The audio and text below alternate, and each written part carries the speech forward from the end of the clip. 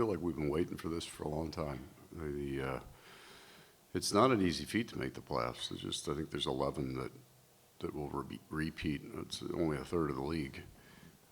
So it's a tough grind, but we had confidence in our team, and all 16 teams are saying that, and rightfully so. But there is a feeling it's just different in the playoffs. Coming to the rink is exciting. Guys are getting prepped.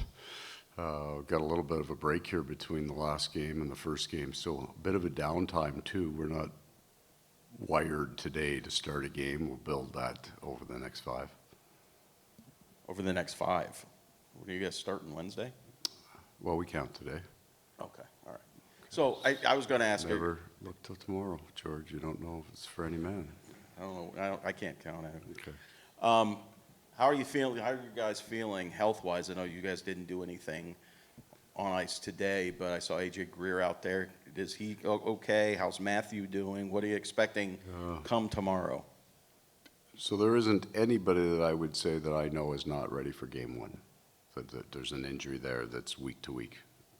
We had some guys just overuse injuries. I think in the last 2 weeks we had some guys, minor groins, things like that. And we'll hold them out of practice tomorrow unless they're right there. We're not going to run them hard early in this to set anybody back. But everybody is possible from game 1. Coach, looking back last year, obviously there was such a kind of air of unfinished business driving the group after what happened the year before. What do you think is maybe the main driver of this year's team? Excitement, right? There's, it is that energy level, the emotional juice of it, we had to fight for this year. And that's true of every team that wins, right? It's a harder mental grind, and then you wake up after it's over and it's back, right? It's just everybody's wired, and now that energy that you were kind of trying to find, the external energy, right? The importance of the game, the energy that comes from being in a playoff building, it's coming, and you can feel it. 2 things, if I may. First, you've spoken many, many times in your 3 years about Sergei and his preparation and how he understands what's required of him, and he has his ways, and it works for him. How much comfort does that give you, knowing that he's the best possible person to get himself ready, I guess, to defend this thing? It's just, it's not something that we have to spend any time contemplating. So it's a box checked. He's going to do everything he needs. He has a great understanding of the need of his own prep. And it's not a guy, he's at the opposite end of the spectrum of a guy who just puts the gear on and goes plays. Because you're always worried about those guys. He's got his program, and he and Rob Tallis have just this incredible relationship. And they steer each other. I think that's probably the best kind of coaching relationship. The coach learns from the player about the player, and then they work together. So he's out there. He wants to put the skates on. He has a certain rhythm that he likes to stay in, and so the rest of us don't think about it. Second thing, there's probably and this is not a fishing for when Matthew will play question, but there's probably some perception out there that the Benny, Marchie, Chucky line is going to look like the Hanson brothers, and off the ice, Benny commits money to adopting animals, and Marchand only talks about his kids, and Chucky only talks about his family. There's 3 really good guys off the ice. The perception may not be that, but they are. How will those personalities click, do you think? The fact that they are like-minded in a lot of ways. Very, very intense people. And I understand that outside perception because I shared it about Matthew Tkachuk when he was in Calgary. I didn't like him at all.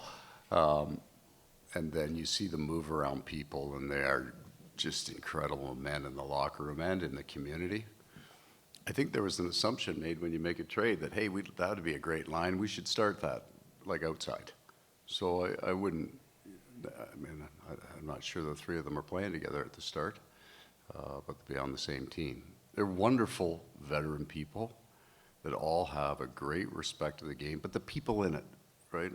One of the most impactful things, and I've told this story before, was at the height of your anger, frustration, depression, getting off the airplane after Game 6, that's a 5.5-hour flight. It's also the last flight of the year for our team. I'm waiting, the players, getting them off the plane to try to get them stressed. And every guy stopped and thanked the flight attendants for the year. They had the awareness of the people and the care that they took for their players. And every one of them stopped and thanked them. And that's, I think, what the big driver of the special people here. And your leadership will always be the ones that take care of that and drive it. Those three men are wonderful to the support staff, trainers, coaches, everybody, flight attendants, all the people that help move our team and don't get on the camera. They're just fantastic to watch. They make you a better person just watching them. You mentioned the other day that you ask everybody to do the same 5 things in your. Yeah. Is that a secret sauce, or can you share some of that? No, I mean, if you can watch our game, I think the 5 things would be the identity of our game without being technical, right? And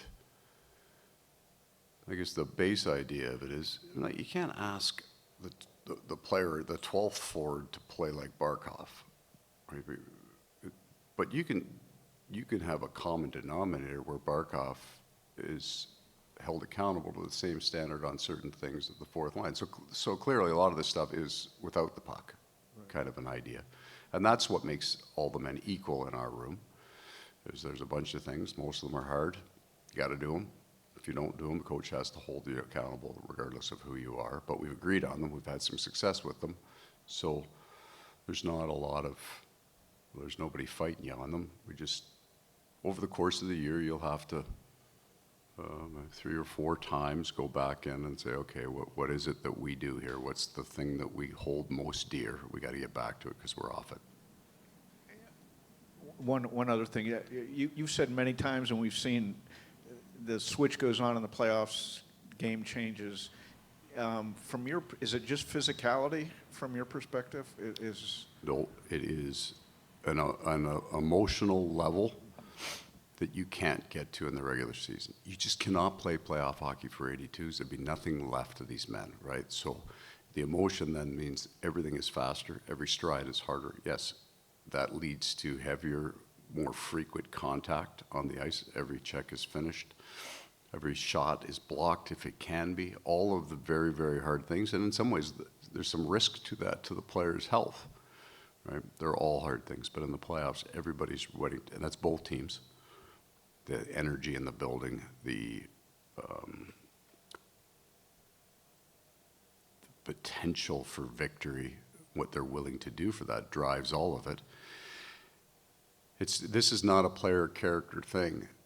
The energy's not the same in the regular season. It can't be. The buildings aren't the same. The fans they can't be playoff ready, right? So every fans get all jacked up. Everybody's got the face paint on. We all got our routines and our superstitions, and it focuses down to that shift by shift in a 60-minute game. So you get the highest quality of intensity in playoffs. Paul, just you kind of touched on it earlier, but how much do you guys? How are you able to flip the switch when the playoffs starts? Is it outside motivation? Is it stuff you work up to? Obviously, you guys were able to kind of rest and take it easy a little bit coming into the playoffs. How do you flip the switch when you start? So I would view it differently.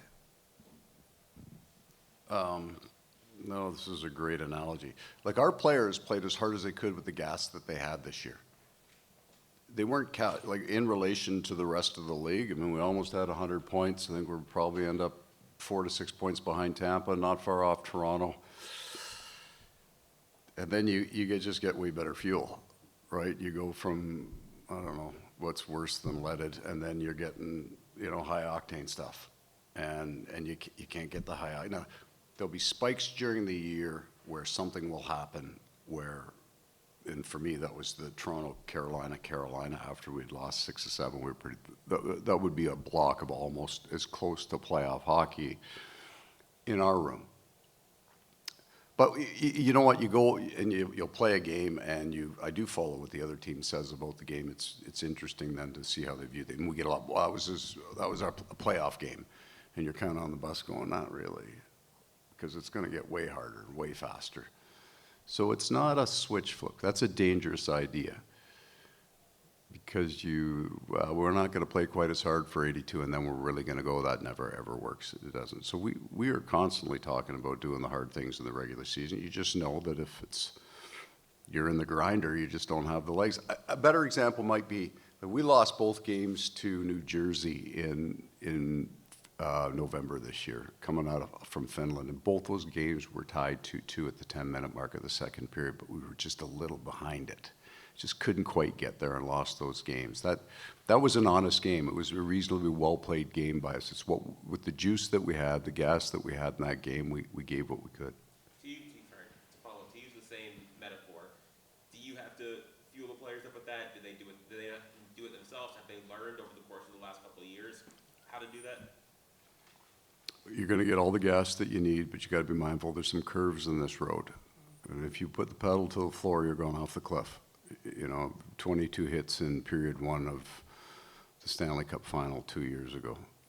That's not sustainable. So you got to keep the car under control too. I'm not worried about gas or running out of it, right? You're worried about being mindful. There's curves in this road too, and foot to the floor doesn't always work either. You're in the box all night, or you're running around trying to kill people.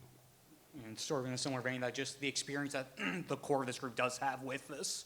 You guys are going on, I think, about 300 games over the last 3 years for a bulk of them. Just how much does the experience help them with, again, knowing when to push on the gas, when to figure everything out, and them being able to spread it out to the rest of the group going, okay, we're at this point, this helped us last year, yada, yada, yada. Just how much does experience, knowing what the long grind takes, help with knowing what you need to do when you get into this time of year? That's a good one. So there's a value to it in shared memory, the experience that they've had together. We lost in the first game in the Boston series, got down 2-1 in the Rangers series, lost the 3-game lead in the Edmonton series. So you've been there before, but the reaction to it, the experience doesn't guarantee you anything. It just makes the collective, when you go in and relate the situation you're into one, and over the last 2 years, half your team understands it. So they all kind of nod and go, okay. But that doesn't make the next shift better, right? It gives you maybe just a more clearly defined roadmap. But again, you got to get on the road, put the pedal down, but watch the curves. When's the next F1 here? Because we're really we got a theme going. All right, let's keep it rolling, so to speak. Paul, it doesn't seem to matter whether it's a preseason game, regular season game, or playoffs past. When these two teams play, it just brings out the best in both of you. But is there, from the Panthers' perspective, a deep-seated dislike for this team?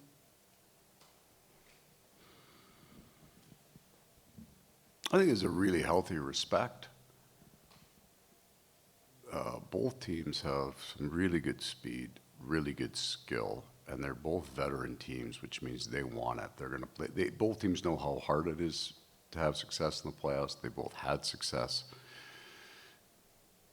I think there was I'll go back. The two Boston series, to me, were the heaviest series I've ever seen in my life. The first one almost surprised me how hard it was for 7, and last year's was just mean and nasty. There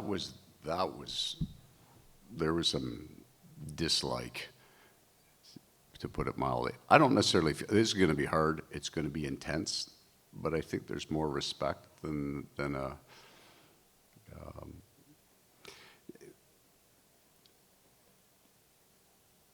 neither team. So if we combine the two teams and say the style of game is predicated on the combination of two teams, it is not as physical a series as the Boston series would be. When you combine Boston and Florida, that's ugly, right? This will be a more speed-based series. I mean, looking at what Tampa did this offseason, they made a bold move and didn't re-sign their captain, replaced him with a guy like Jake Gensel, and they really haven't missed a beat since making those moves. I mean, how impressive is it for a team to kind of recover after losing its captain? And I mean, how does that change the outlook of the series a little bit? I think the more possibly, and certainly bring in an elite, an elite scorer like Edsel and Stamkos would do the same things, but I think bringing McDonough back on the blue line put their structure back in place. It goes back with Chernak. They can run 7 or they can run 6. They know how they adjusted back to the form from years earlier. Some of it structurally as well, systematically, they changed back to their game. I think that was the thing that made them look more like their team in the past. Coach, you talk about hoping everyone's ready to the expectation for game one. With that, what do these next couple days look like for Matthew Tkachuk as you try to get him ready for that game and ramp things up? He went after it pretty good today. He won't skate tomorrow. He'll skate on off days going into the decision day, which will be after Monday's skate. Coach, a lot of times when we get to the playoffs, top lines almost cancel each other out, right? Because both teams are so skilled. I'm wondering how significant you feel a Lundell, a Luostarinen. I know you've really liked the way the fourth line has played. Just the importance of the depth on this team and how it could factor into this series. It's the key piece. I thought that the most improvement that our team would make this year is that Anton Lundell would get a year older. We had, I think it was the Buffalo game, we had talked about what your team looks like when it has really important people playing or out of your lineup. That you have to take this game. We had a bunch of guys out, I think 7 or 8, and we can't say when this will never happen. And we get our team back and we're fine. And then we went back to the game 3 of the Stanley Cup final against Vegas. And on that third line was Ryan Lomberg and a 21-year-old Anton Lundell and Sam Reinhart. But that was our 3-hole line. So we feel, he doesn't turn 24 till the end of the year. So we think that that's the area of almost depth where our team can improve, or where our team had the opportunity this year to grow. So now when Luostarinen and Lundell and over the years, Reinhart, Tarasenko, possibly Marchand, but that's a better line now. And if the other team's best is against them, we have an expectation of those two guys that they're going to be able to play at that level. I wouldn't necessarily run it all night, but I would too on the road. I would allow that matchup now. That's how much faith we have in that line.